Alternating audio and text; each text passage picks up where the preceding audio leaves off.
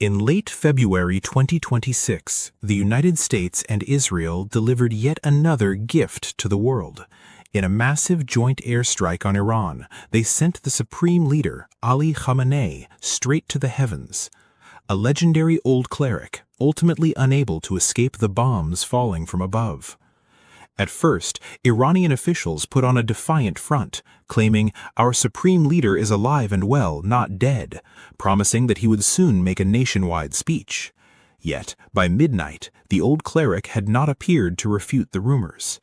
The next day, Mossad agents embedded in Iran sent Khamenei's posthumous photo directly to Netanyahu. Realizing the situation could no longer be hidden, Iranian officials were forced to admit that Khamenei had passed away. Surviving Iranian senior leaders swore to make the United States and Israel pay a heavy price, declaring, "Consider yourselves forewarned." Then the Revolutionary Guards began launching missiles at Israeli targets and U.S. bases across the Middle East. Due to their poor accuracy, the strikes even affected several neighboring Gulf countries, with luxury hotels in Saudi Arabia getting hit as well. Since 1989, after inheriting the mantle from his mentor Ruhollah Khomeini and becoming Iran's supreme leader, Khamenei had ruled Iran for over 30 years. If we look at the history of Khamenei's rule, in the beginning his influence was far less than that of Khomeini and his prominent disciple Ali Montazeri.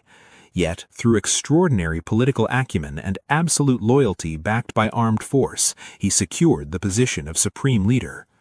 After decades of governance, his influence eventually surpassed that of his mentor. Today, we explore how Khamenei gradually became the old cleric and how he controlled the entirety of Iran.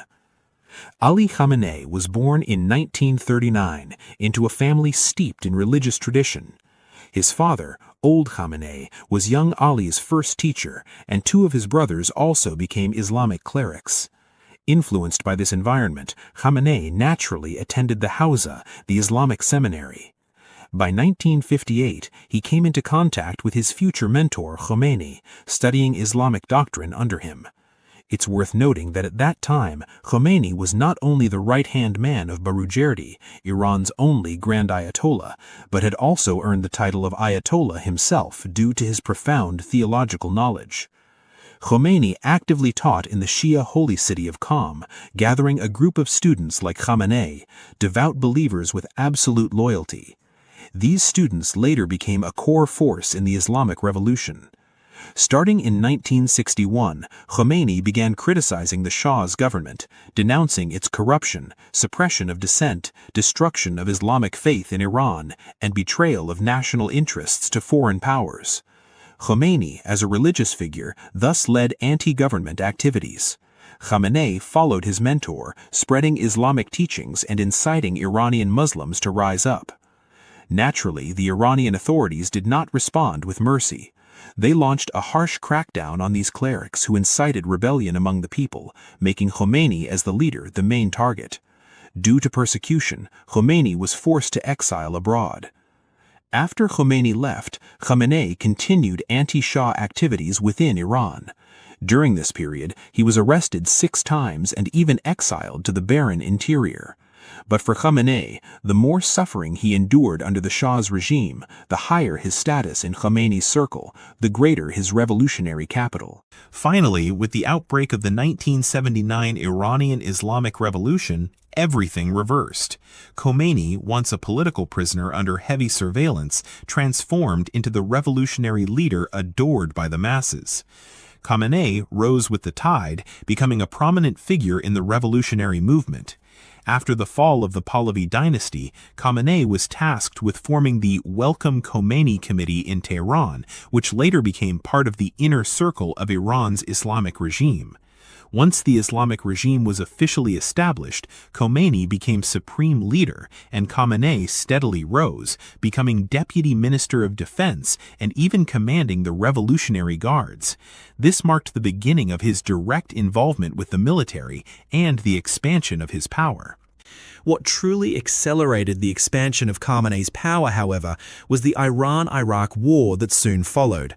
After the success of the Islamic Revolution in Iran, the revolutionary mentor Ayatollah Khamenei reached the peak of his influence within the Shiite world. With that influence came growing ambition. He began actively spreading the revolutionary experience of Iran's Islamic movement to Shiite communities across the region. At that time, roughly 60% of Iraq's population was Shiite, while Saddam Hussein's regime was dominated by Sunni leadership. This situation made Saddam increasingly uneasy about Khamenei's Iran. He feared that Iraq's Shiite majority might be inspired to launch their own revolution. In response, Saddam seized upon the long-standing historical border disputes between the two countries as a pretext. He chose to strike first and launched an invasion of Iran. With that move, the Iran-Iraq War officially began. During the war, Khamenei, as one of Iran's key political and military figures, saw his influence grow steadily. Under his maneuvering and organizational efforts, Iran's Revolutionary Guard expanded rapidly. From just over 10,000 personnel in its early days, it eventually swelled to more than 100,000. The infamous Basij militia, which later gained notoriety for suppressing civilian protests in Iran earlier this year, was in fact created during the Iran-Iraq War. Its original purpose was to recruit and train large numbers of young volunteers and send them directly to the front lines as expendable manpower, using human wave tactics to push back the Iraqi army. After the revolution succeeded, Khamenei simply did not trust the Iranian National Army. What he needed was an armed force that was completely loyal to himself and to the revolution. Taking advantage of the war, the revolutionary mentor heavily supported the expansion of the Revolutionary Guards. As the Guards grew larger and more powerful, Khamenei's political weight within Iran rose along with them. Of course, being so prominent also brought danger. In June 1981, Khamenei survived an assassination attempt during a press conference. The attacker had hidden a bomb inside a tape recorder and detonated it during the event. Although Khamenei survived the explosion, he was severely wounded, and his right hand was permanently paralyzed. Compared with him, another Iranian leader was far less fortunate. That same year, Iranian President Mohammad Ali Rajai was also targeted in an assassination attack, but he was killed instantly. Ironically, Khamenei's injury ended up working in his favor politically. Despite losing the use of his right hand, he displayed the resilience and determination of a veteran revolutionary. At one point, he famously declared, "I do not need this hand. As long as my brain and my tongue can continue to serve the revolution, that is enough." This fearless attitude created a powerful public image.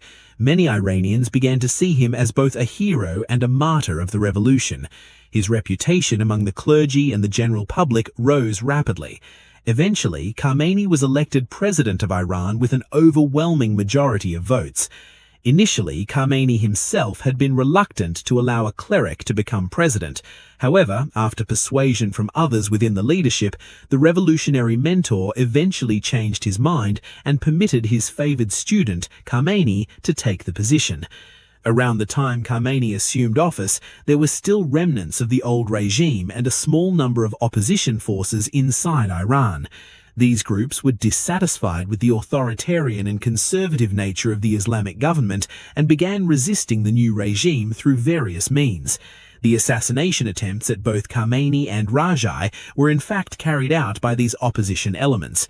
After becoming president, and with the authorization of Khamenei, Khamenei began a harsh crackdown on these groups. Thousands of people were arrested, and in many cases the normal judicial process was bypassed. Revolutionary courts were used instead, and the majority of those detained were quickly executed. It's worth noting that in 1982, the Iraqi army had basically been driven out of Iranian territory. As the overall commander, Khamenei felt that they should stop while ahead and not continue the offensive into Iraqi soil, reasoning that prolonging the war would mire Iran in a quagmire. However, his mentor Khamenei disagreed, insisting that the fight continue until Saddam completely submitted. Under Khomeini's insistence, Iranian forces crossed into Iraq, and both sides became blinded by rage. Human brains were treated like dog brains. Chemical weapons, missiles, everything was hurled at the enemy's head. The Iran-Iraq war dragged on until 1988 before both sides officially agreed to a ceasefire. In the end, it could be said that both sides were left worse off. Although Iran as a country did not gain much from the war, for Khamenei personally, the benefits were considerable. After all, he was in charge of the military. Even though he subjectively did not want the war to reach such a state, the longer it lasted, the greater and more secure his power as a military leader became. At that critical juncture, from an outsider's perspective, Khamenei was already immensely powerful. But in the eyes of the first old cleric, Khomeini, he was still unworthy of becoming a successor. Especially regarding his status within the clergy, he did not even rank among the senior Shia leadership in Iran. According to the constitution established by the Islamic regime, the supreme leader must be a marja, a supreme authority in Islamic law. At the same time, Iran's clerical hierarchy was highly structured, with the highest rank being Grand Ayatollah, a mark of recognition among clerics. In other words, if you were neither a Grand Ayatollah nor a marja, you had no right to become Iran's supreme leader. As of 1988, Khamenei held neither of these titles. He was merely a Hojatul Islam, ranking below both Ayatollahs and Grand Ayatollahs. The opportunity that ultimately allowed Khamenei to consolidate supreme power came from internal disputes within the Iranian regime. In the 1980s, Ali Montazeri was widely recognized as Khomeini's successor. In fact, while Khomeini was in exile overseas, Montazeri took the lead among the Iranian clerics domestically and is said to have even guided Khamenei at times. Back when Khamenei was running errands for the movement, Montazeri had already become a marja. Consequently, after the establishment of the Islamic regime, he remained active as Khomeini's second-in-command. In 1983, all government offices in Iran displayed large portraits of Khomeini, with smaller portraits of Montazeri alongside. In 1984, following Khomeini's guidance, Montazeri was promoted to Grand Ayatollah, essentially being positioned as the successor. The next year, after coordination among various factions, he was formally confirmed as Khomeini's designated successor. The problem, however, was that although Montazeri was also a cleric, his stance was completely opposed to the overwhelmingly conservative faction led by Khomeini. He believed that while Iran should be an Islamic Republic, this did not equate to total Islamization. He held that a democratic republican government was the ideal form, with Islamic jurists providing oversight and advice to the government rather than interfering in administrative matters, ensuring the government's absolute independence. Starting in 1986, Montazeri repeatedly wrote letters to Khomeini criticizing national policies. He argued that the Islamic government should protect the rights of the people rather than indiscriminately suppress them, even directly rebuking Khomeini by saying, "Teacher, what you are doing is no different from the Pahlavis you overthrew." At the time, Montazeri was one of the few liberal-leaning figures within Iran's senior leadership. This ideological difference caused frequent clashes with Khomeini, which only intensified after Montazeri was designated as successor.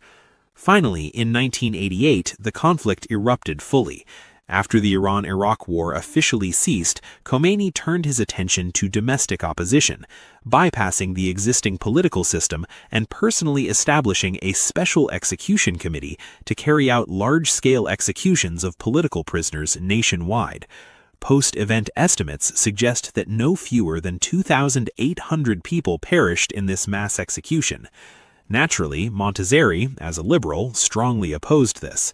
In early 1989, he publicly criticized the matter, asserting that the executions were wholly unjust and undermined the regime's legitimacy.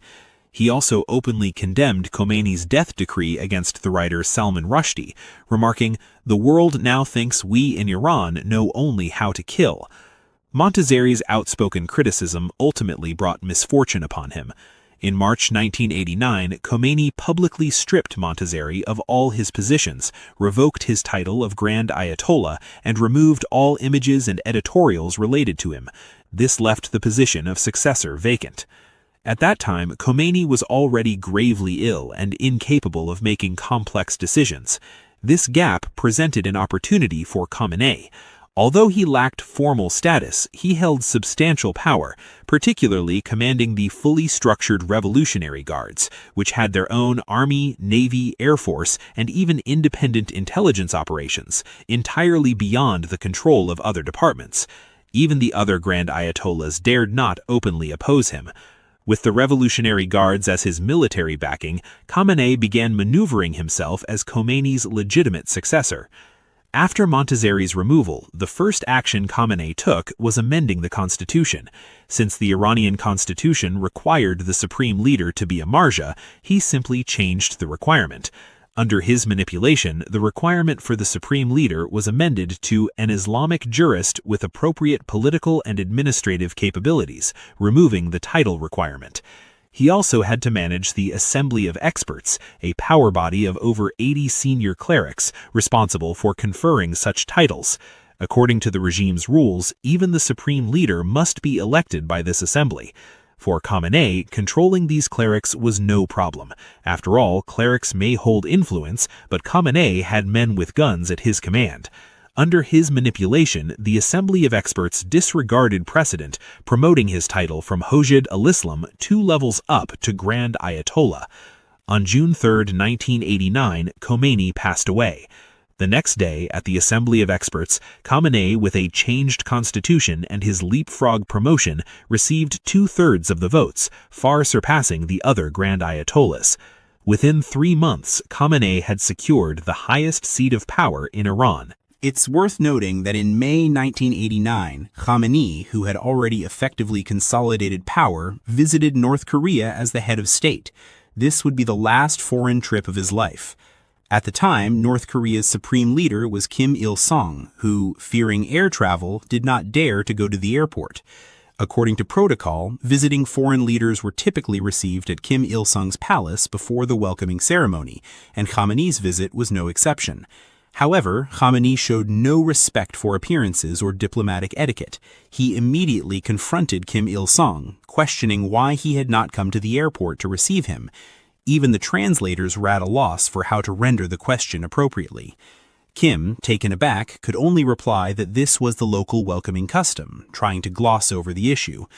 Khamenei, however, showed no leniency and pressed again, "What do you mean by your welcoming custom?" It should be noted that at the time, the relationship between Iran and North Korea was extremely close, with substantial exchanges from military supplies to cultural affairs. During Khamenei's visit, Kim Il-sung specially arranged for a 5,000-person choir to perform the Iranian patriotic song O Martyr in Persian, a reception of very high protocol. And yet, Khamenei treated it with such bluntness, which clearly demonstrates the firmness of his hand. Given this, one can easily imagine the methods this old cleric would use to seize power internally. After becoming supreme leader, even with the Revolutionary Guards as his backing, Khamenei still faced a number of practical challenges. First and foremost, in terms of prestige and reputation, he was far inferior to his mentor, Khamenei. Khamenei was the genuine revolutionary guide of the Islamic regime. Although Khamenei had contributed in the past, by seniority and rank he did not measure up. There was also the issue of recognition within the clerical establishment. Although he had maneuvered to acquire the title of Grand Ayatollah, many clerics were deeply displeased by this. Later, Khamenei attempted to supplement his credentials with the title of Marja, but the 4 leading Grand Ayatollahs of Iran publicly refused to recognize it. Ultimately, he had no choice but to declare himself Marja of Shia Muslims outside Iran, circumventing domestic opposition. Faced with this situation, Khamenei chose to shift the governance of the Islamic regime's upper echelons from dictatorship to oligarchy, binding Iran's political and economic systems to the higher clerical hierarchy. The principle was clear: we are all in the same boat. You may not agree with me, but as long as you support me, Khamenei, you will prosper. If I fall, you will not have good days either. This maintained clerical support for him. At the same time, aware of his insufficient reputation, he did not, like his mentor, appear daily in political affairs. Instead, he established a core decision-making circle, retaining only the final intervention authority for himself, while most decisions were delegated to his trusted aides. One Iranian scholar once described it this way: Khamenei's office was the omnipotent overseer of the Iranian political stage. From the president and senior officials down to business associations and civil organizations, all were under the purview of his office. Even if he did not intervene in daily administration, all power ultimately flowed to him, and he held the final discretion. On this foundation, Khamenei continued the hardline stance of the Khamenei era, both domestically and internationally. Whether facing domestic opposition or Western countries, whether during the 2009 post-election protests, the demonstrations over headscarf issues years ago, or anti-government protests triggered by economic decline, Khamenei's policy was singular. If you dare oppose me, the iron fist will be relentless. Strike when necessary, execute when necessary. His stance toward Western nations never wavered either. He consistently maintained opposition. Although under his rule Iran's economy steadily declined due to international sanctions, reaching dangerously low levels, one cannot deny that, as the second-generation old cleric, Khamenei's political maneuvering was solid. For more than 30 years, the supreme power of Iran remained firmly under his control. In the end, what man could not achieve, the bomb accomplished. Under a bombardment of more than 30 heavy bombs, Khamenei, along with his daughter, son-in-law, grandson and daughter-in-law, 4 family members in total, was sent to the heavens to meet his Allah. Regardless of what the future holds for Iran's Islamic regime, Khamenei's power had come to a literal, physical end. In fact, from the way he seized power, it is clear that his rise was hardly honorable. The blood on his hands, by estimates, would be enough to stain the Persian Gulf red. Therefore, it is said that the bomb left him no dignity, and his remains were identified only by a ring. His political career can truly be said to have been born of injustice and ended in spectacular violence. That's all for today. The conversation continues in the comments below. If this story must be told, help us tell it. Like, subscribe, and share. We'll see you next time.